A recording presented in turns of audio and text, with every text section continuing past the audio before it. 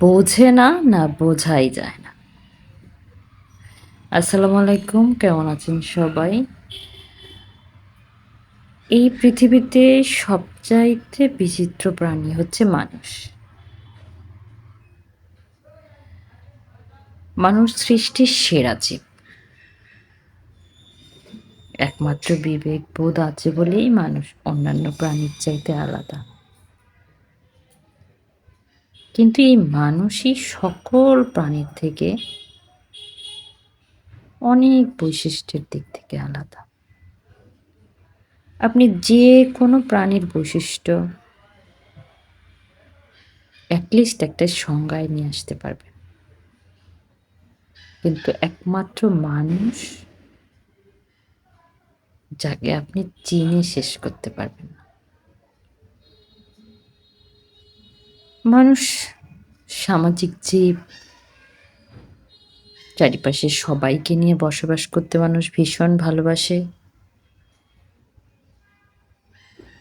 সমাজবদ্ধ হয়ে বসবাস করা ছাড়া মানুষ বাঁচতে পারে না। কিন্তু এই সমাজবদ্ধ হয়ে বসবাস করতে গিয়ে আপনার পরিচয় হয় অনেক মানুষের সাথে, সম্পর্ক গড়ে ওঠে একে অপরের সাথে, অনেক সুন্দর সময় কাটে, বিপদে আপদে পাশে পাওয়া যায়। তার ব্যতিক্রম হয় আবার অনেক সময় আপনি যখন বিপদে পড়ে কারো সহায়তা প্রত্যাশা করবেন। প্রতিটা মানুষ আলাদা আলাদা বৈশিষ্ট্যের। তবে সব মানুষ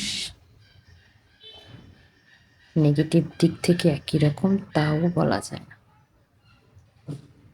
তবে কিছু কিছু মানুষ আপনাকে আপনার জীবনে এমন অভিজ্ঞতার সম্ভার দিয়ে যাবে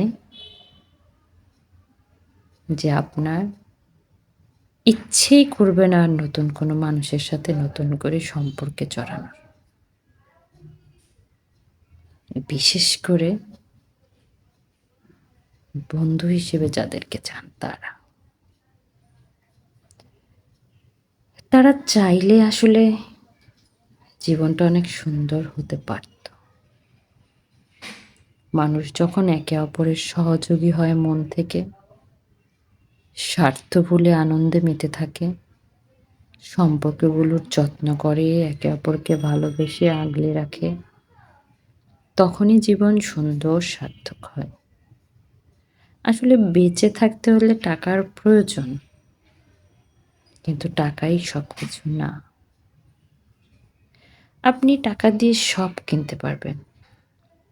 আপনি চাইলে একটা ভালো বন্ধু কিনতে পারবেন টাকা দিয়ে। আপনি একটা ভালো বন্ধুর কাছে জীবনের যে আনন্দটুকু পাবেন, আপনি টাকা দিয়ে সে আনন্দ পাবেন কোথাও। তবে কেন মানুষ বন্ধুত্বের নামে এমন প্রতারণা করে? কেন মানুষ বন্ধুত্বকে শুধু প্রয়োজনের তাগিদে ব্যবহার করে? কেন মানুষ বন্ধুত্বকে এত অবমূল্যায়ন অবহেলা করে? জীবন সত্যিই সংক্ষিপ্ত।